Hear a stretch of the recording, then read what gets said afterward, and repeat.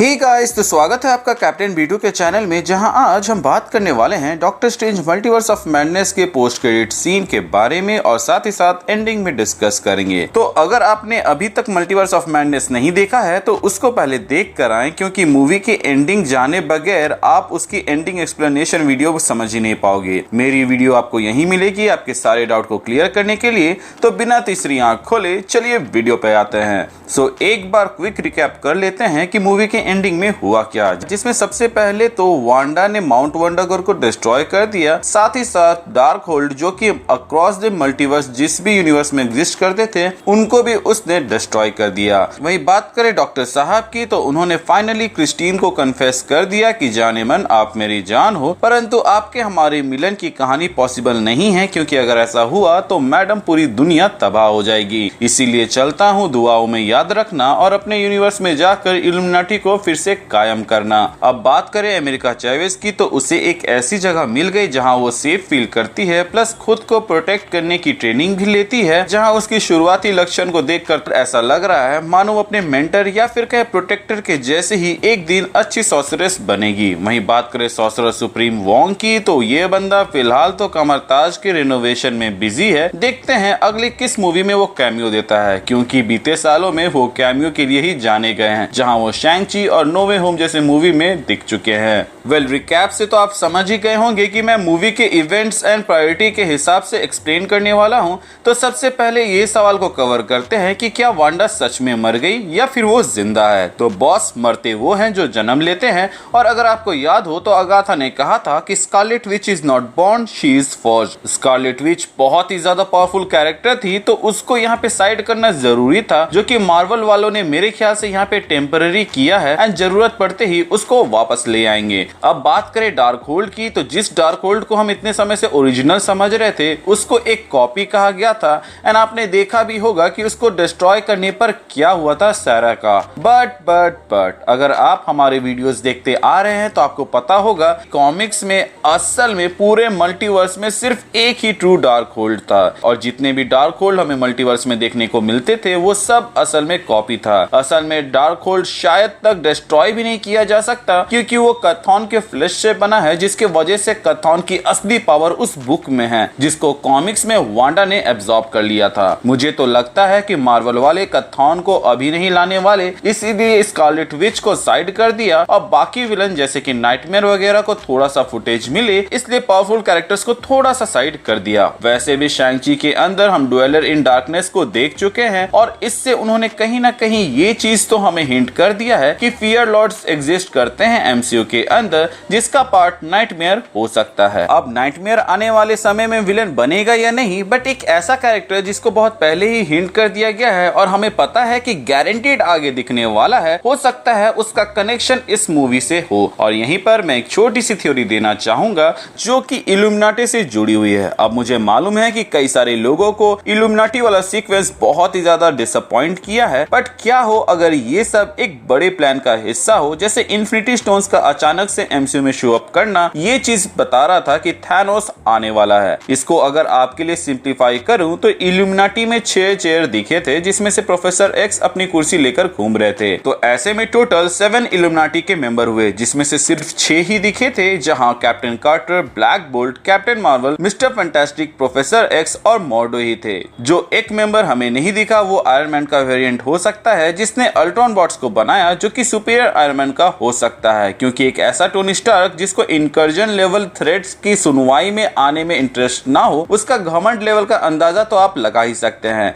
लेकिन यहाँ matter of concern superior iron man नहीं, बल्कि मिस्टर फैंटास्टिक का बेटा नथानियल रिचर्ड हो सकता है। मे बी ये मिस्टर फैंटास्टिक का बेटा आगे जाकर कैंग बने, जिस पर मैं एक डिटेल वीडियो बहुत ही जल्द लाने वाला हूँ, क्योंकि लोकी सीरीज में हमने कैंग का वेरिएंट और लिविंग ट्राइब्यूनल की मूर्ति को देखा था, जो कि coincidentally doctor strange multiverse of madness में भी हमें देखने को मिला है, वो भी बहुत ही क्रिटिकल जगह पर। एज मान लीजिए कि जब वो लोग यहाँ से ट्रैवल कर रहे थे, तो यहाँ पर वो अगर किसी लिविंग ट्राइब्यूनल की मूर्ति से टकरा जाते तो शायद तक वो किसी और यूनिवर्स में जा गिरते, जिसके बाद से कॉन्सिक्वेंसेस कुछ और ही होते, और इल्यूमिनाटी के दुनिया में रिचर्ड के डैड जिंदा रहते, एंड शायद वो आगे जाकर कैंग द कॉन्करर नहीं बनता। ये थ्योरी का बेस केविन फाइगी के इस स्टेटमेंट से जुड़ा हुआ है, जहां उन्होंने कहा कि doctor strange in the multiverse of madness result है सिल्वी के इस एक्शन का, जहां सिल्वी ने ही यूरेनियंस को मारा था लोकी सीरीज के अंदर। इसके अलावा एक और सिमिलैरिटी जो आप illuminati and Kang the conqueror में देख सकते हैं कि दोनों ही कैरेक्टर इनकर्जन रोकने में लगे हुए हैं। मैं यहाँ ज्यादा डीप में नहीं जाऊंगा क्योंकि मैं तो एक वीडियो इसके ऊपर लाने ही वाला हूँ, तो उसमें अच्छे से बात करेंगे। अब बात कर लेते हैं डॉक्टर स्ट्रेंज की थर्ड आई की, जो कि अचानक से हम लोगों को दिखा था, जिसको देखने के बाद से कई सारे लोगों को ऐसा लग रहा था कि शायद तक वो विलन बन सकते हैं। तो बॉस ऐसा बिल्कुल भी नहीं है, क्योंकि डॉक्टर स्ट्रेंज का थर्ड आई खुलना एक साइड इफेक्ट था डार्क होल्ड यूज करने का, प्लस एक कॉल बैक भी हो सकता है उनके फर्स्ट अपीयरेंस का, जहां उनको जब हमें फर्स्ट टाइम दिखाया गया था तो doctor strange master of black magic बोलकर इंट्रोड्यूस कराया गया था। अब भैया doctor strange master of mistake arts है, तो उन्होंने समय के साथ उस पर काबू पा लिया, जिसके वजह से जब मुसीबत सामने आई तो वो रेडी थे तीसरी आंख के साथ उस मुसीबत को फेस करने के लिए। मे बी यहाँ वो थर्ड आई इसलिए खोलते हैं ताकि वो सच्चाई देख सके जो सामने है, जैसा उसने मूवी के स्टार्टिंग में किया था। बट उस वक्त उन्हें अपने हाथ हिलाने की जरूरत पड़ी थी, बट यहाँ पर सिर्फ आंख खोलना पड़ा।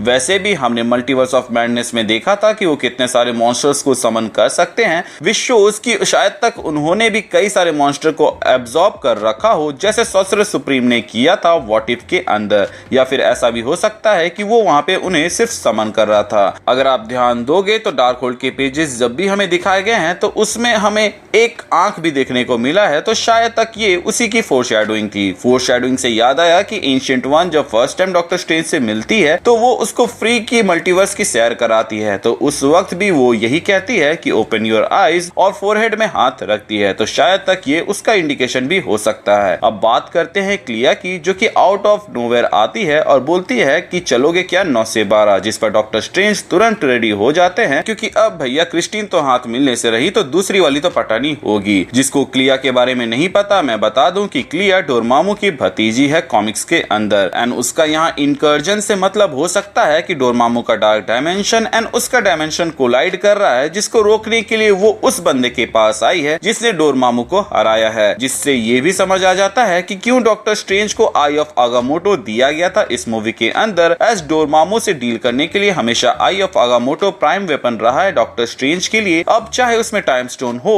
या ना हो। As comics and animated shows plus movies के अंदर हमें ये दिखाया गया है कि टाइम स्टोन के बिना ही डॉक्टर स्ट्रेंज अपने आई ऑफ आगामोटो को यूज करके हमेशा डोरमामू को हराए हैं। अब क्लिया भले ही हमें मूवी के एंड में दिखी थी, लेकिन शायद तक वो जिस डायमेंशन से बिलोंग करती है उसका हिंट हमें पहले ही मिल गया था जब डॉक्टर स्ट्रेंज यहाँ पे अलग अलग डायमेंशन में जाते हैं, या फिर उस वक्त जब यहाँ पे अमेरिका चैवेज वांडा को किसी जगह पे गिराने की कोशिश कर रही है। ये जगह देखकर आपको लगा होगा कि मुस्फलहाइम हो सकता है जहां पे सर्टर रहता है, बट मे बी ये फेल्टाइन भी हो सकता है, क्योंकि वो दिखने में बिल्कुल ऐसा ही है। अंतर सिर्फ ये है कि फेल्टाइन प्योर एनर्जी से बना हुआ है और वहां मैटर एग्जिस्ट नहीं करता है। वेल, टॉपिक से ना भटकते हुए मैं ये चीज पहले क्लियर कर देता हूँ कि क्लिया क्यों ह्यूमन के जैसा दिखती है और डोरमामू वहां पर एक मॉन्स्टर के जैसा दिखता है, जिसके लिए मुझे आपको डोरमामू और क्लिया की थोड़ी सी ओरिजिन बतानी होगी। तो इसकी कहानी की शुरुआत होती है फेल्टाइन डायमेंशन से, जो कि दिखने में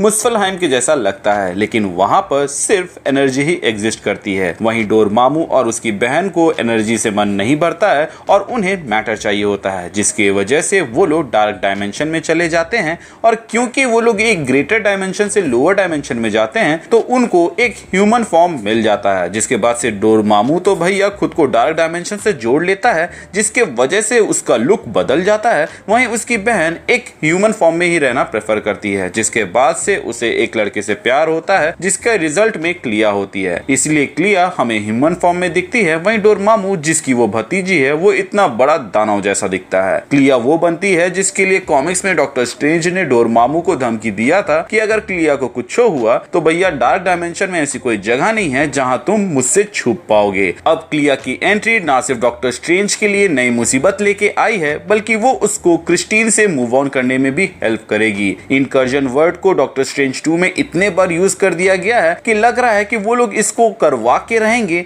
जो कि आई थिंक आगे जाकर एमसीयू को सॉफ्ट रिबूट देने का काम करेगी। इसके अलावा ऐसा भी हो सकता है कि यहाँ पे क्लिया डॉक्टर स्ट्रेंज को झूठ बोलकर अपने साथ ले जा रही है और उसका असली मकसद अपनी माँ को डोरमामू के कैद से छुड़ाना होगा, और वो यहाँ पर सिर्फ इसलिए आई क्योंकि ये इकलौता इकलौता ऐसा डॉक्टर स्ट्रेंज हो सकता है जिसने डोरमामू को हराया था। इनकर्जन वाले पार्ट और इस चीज के ऊपर हम और भी अच्छे से अपने आने वाले वीडियोस में बात करेंगे, क्योंकि अगर मैं इनकर्जन टॉपिक को ही उठाकर वीडियो बनाने चला तो जितने लंबी ये वीडियो बनी है उतनी लंबी और एक वीडियो बन सकती है। सो आई होप मैंने जितने भी बातें आपको यहाँ पर बताई उनमें कुछ तो आपको नया जानने को मिला हो और डॉक्टर स्ट्रेंज 2 की एंडिंग की कहानी आपको अच्छे से समझ आ गई हो। बट फिर भी इन केस कोई कमी रह गई होगी और आपके मन में अभी भी कोई सवाल जवाब होंगे तो आप हमें कमेंट सेक्शन में पूछ लीजिएगा, मैं कोशिश करूंगा उस पर वीडियो बनाने की। सो गाइज आज के लिए बस इतना ही। आई होप आपको ये वीडियो अच्छा लगा हो और अगर ऐसा है तो वीडियो को लाइक कर दीजिएगा और चैनल को सब्सक्राइब कर दीजिएगा। चैनल में पुराने हैं तो प्लीज चेक कि आपने बेल आइकन दबाया है या नहीं। अगर आपने दबा दिया है तो वेल एंड गुड, और अगर आपने नहीं दबाया है तो इसे दबा दें ताकि जब भी मैं कोई वीडियो डालूं उसका नोटिफिकेशन आपको जाए। इसके अलावा हमारे चैनल का एक छोटा सा मोटो है जो कि है लोगों की मदद करें, अपना ख्याल रखें एंड कीप मूविंग फॉरवर्ड का रट लगाकर आगे बढ़ते रहें। Thank you for watching.